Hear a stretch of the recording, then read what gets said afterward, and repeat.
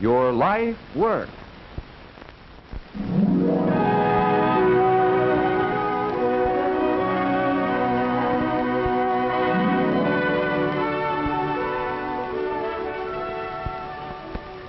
If you want to be a professional nurse, it is necessary to choose a good school of nursing, because only in a good nursing school can you get the preparation on which your future as a nurse must depend.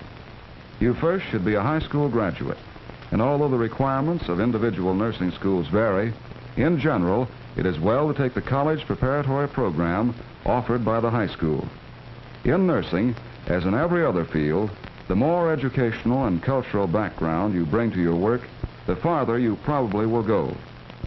In planning your career, write to the State Board of Nurse Examiners in the state in which you wish to obtain your nursing education for a list of schools of nursing which meet requirements set by law in that state. A growing number of schools of nursing are connected with universities.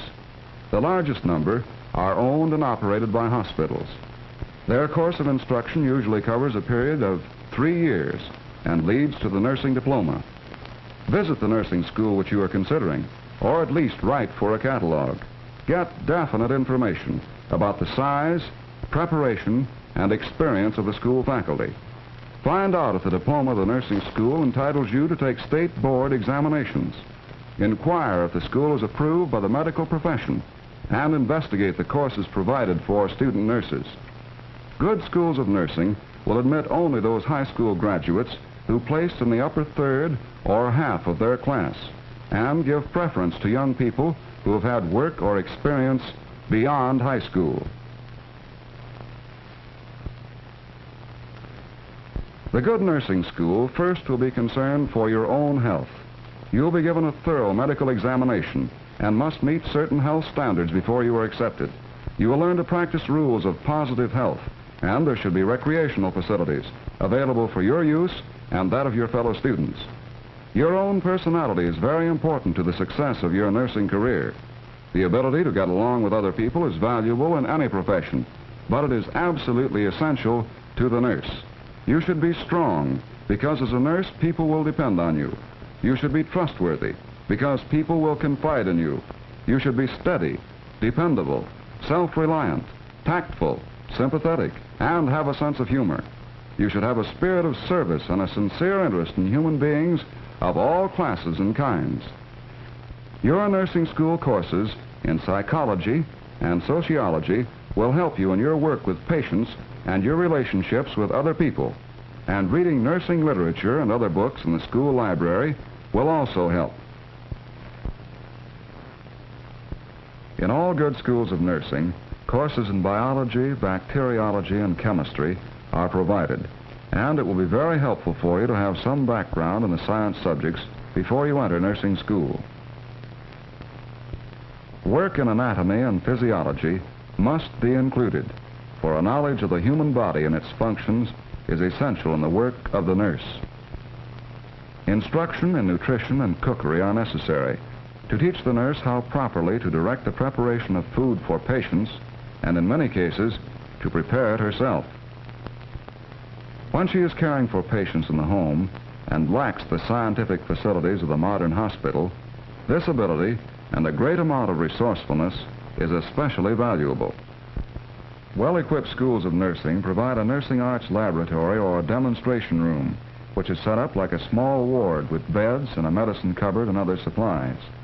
Here, nursing procedures may be demonstrated, and the student nurses practice the techniques of nursing using one another's practice patients.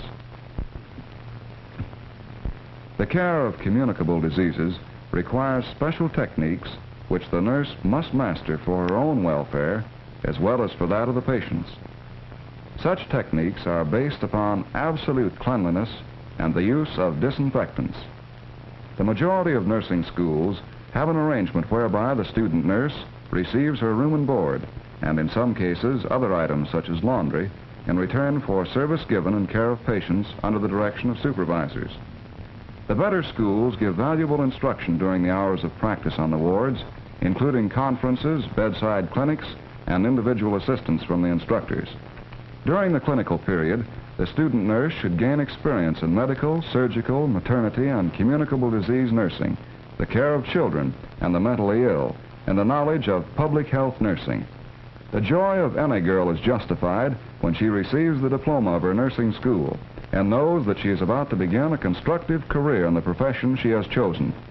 After completing their preparation in a school of nursing, graduate nurses must pass state board examinations before they can get employment as registered nurses with the privilege of using the initials RN after their names.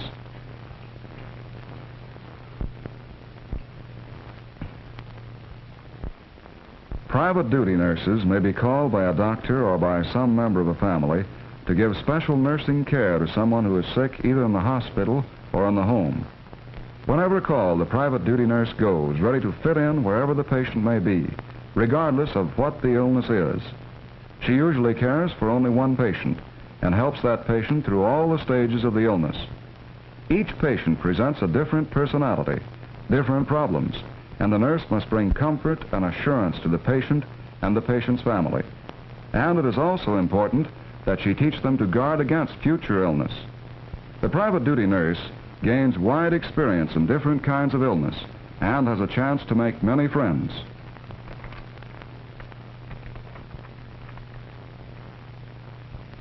Nurses in factories give first aid treatment in case of accidents and supervise the health of workers. To a great extent, heavy industry employs male nurses, who are increasing in number, and other men in nursing are employed in the care of the mentally ill and in prison hospitals. In schools, the school nurse gives physical examinations to the pupils and works with the teachers in educating the pupils in good health habits and in preventing the spread of diseases in the school. In some fields of public health nursing, the nurse visits her patients in their homes. Under the physician's direction, she gives care to the sick and combats epidemics. She teaches mothers how to give their families better food and health care. It is due largely to her that many children are given the right start in life, and that fathers and mothers are learning the rules of health that lead to happier and more useful living. In great emergencies, an army of enrolled Red Cross nurses can be called together very quickly to give emergency nursing service. The federal government employs thousands of nurses in the Army Nurse Corps, the Navy Nurse Corps, the United States Public Health Service, the United States Indian Service, and in Veterans Administration hospitals. You can see for yourself that there's a definite demand for well-qualified nurses in public health nursing and in government service. For any kind of serious illness, doctors ordinarily recommend that patients be placed in a hospital if possible because of the better facilities and care that is available there. Staff nurses guard and care for the sick on the wards, both day and night, and also give care to people who periodically come to the outpatient department for treatment. The nurses take temperature and pulse, give medicine and special treatments as prescribed by the doctor, and do everything possible for the comfort and speedy recovery of the patient. To the doctor, they report the patient's condition and have ready for him the solutions and dressings which he may need. Nurses in the operating rooms prepare the operating table, sterilize the instruments, and lay them out in proper position and order. After the patient has been made ready for the operation, the nurse assists the surgeon by handing him the right instruments and materials as required. Nurses on duty in the emergency ward must be prepared at all times to assist in the care of any cases brought in by the ambulances. In institutional nursing, there are a number of administrative positions, including those of hospital superintendent, director of nursing service, head nurse, and supervisor. Many nurses hold positions on the faculties of schools of nursing. Such positions as these are definitely worth planning toward. Preparation for them requires at least some college background, and in many instances, a degree and postgraduate work, in addition to executive or teaching ability. The nurses who deal with the treatment and care of children must be able to apply treatments as specified by the doctor and have a knowledge of proper foods in their preparation, for in many diseases, permanent cure may result only from correction of the diet and be a slow process. Child nursing requires a liking for children and the ability to work happily with them. The nurses in the maternity wards care for mothers and their babies. The chief aim of maternity nursing is a well baby and a well mother who knows how to care for herself and her baby. Part of the responsibility of the nurse, therefore, is to teach mothers the correct care of their babies when very tiny and as they grow older. If you really want to be a nurse, do your best work at all times, both in your preparation and in actual service. In this way will you gain the knowledge, vision, and understanding necessary to make your life as a nurse a successful and happy one.